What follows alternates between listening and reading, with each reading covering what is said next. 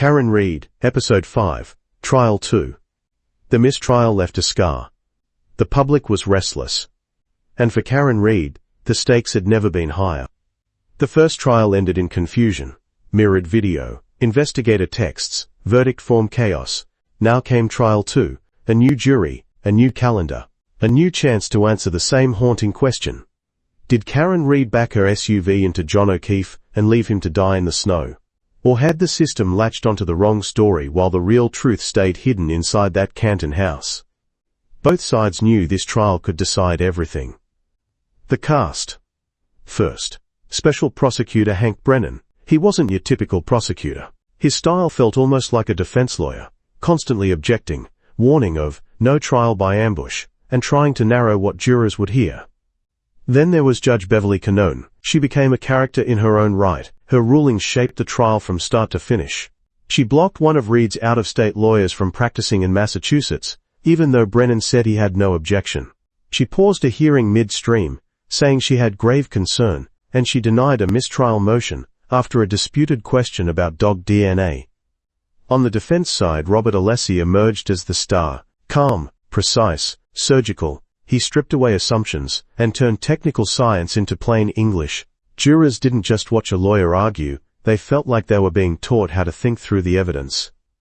And then, the ghost in the room, Trooper Michael Proctor. He never took the stand in Trial 2, neither did Brian Albert, or Colin Albert, or Brian Higgins. But Proctor's shadow loomed large. His crude, offensive text messages were still read into the record, not by him but by a friend.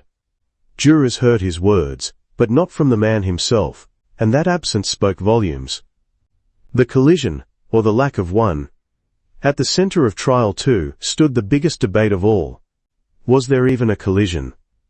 The Commonwealth said yes. They argued Reid's Lexus struck O'Keefe around 12:30 a.m., shattering her taillight and leaving him outside in the snow.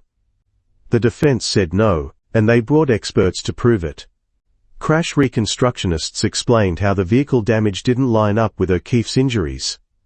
They showed how speed estimates were built on shaky assumptions. They walked jurors through visibility, snowfall, and human perception, and asked, how could anyone see enough to make the prosecution's timeline possible? Then came the debris, the so-called cone of taillight shards.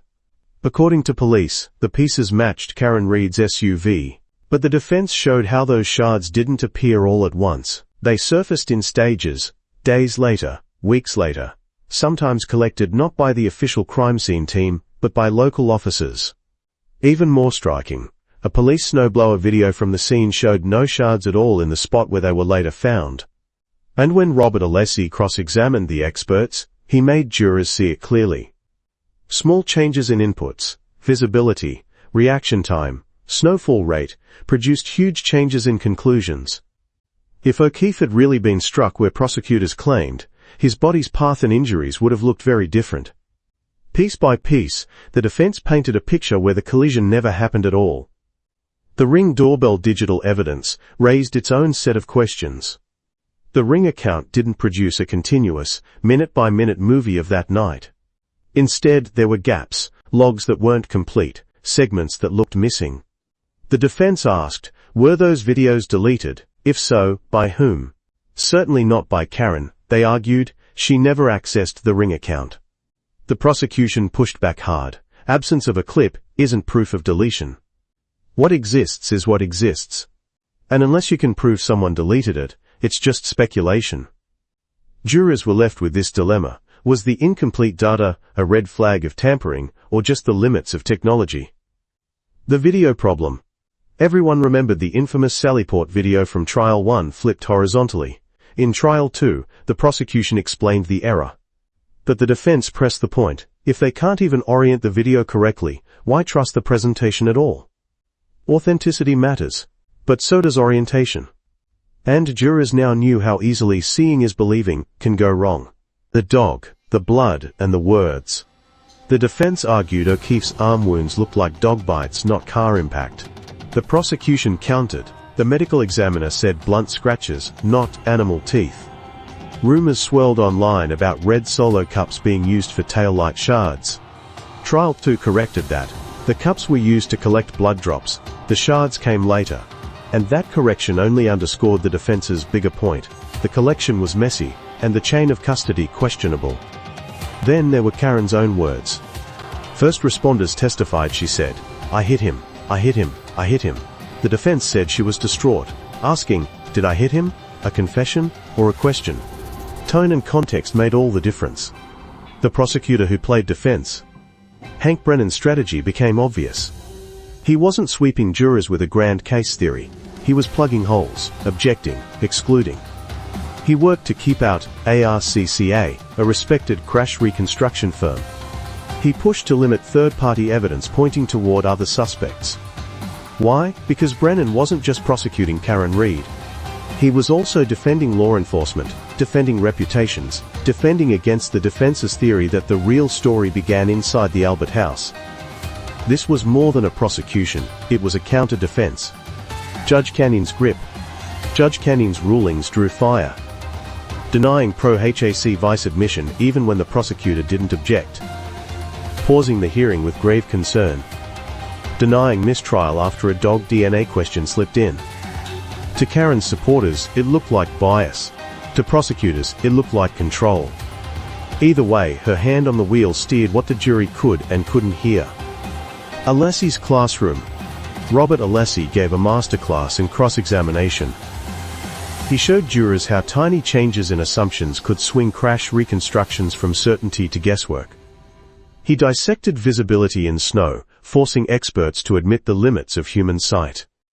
He pressed on shard patterns. Were they consistent, or layered over time? He walked through ring metadata, who had access, what, quote, to the extent available, really meant. Alessi never shouted, he didn't accuse. He simply peeled away the confidence, until what had sounded certain, began to look fragile. That's the art of cross, and jurors leaned in. The ghost witnesses. And then, the silences. No testimony from Proctor, or Higgins, or Brian Albert, or Colin Albert. Instead, Proctor's messages were read by his friend. Jurors heard the words, but not the man.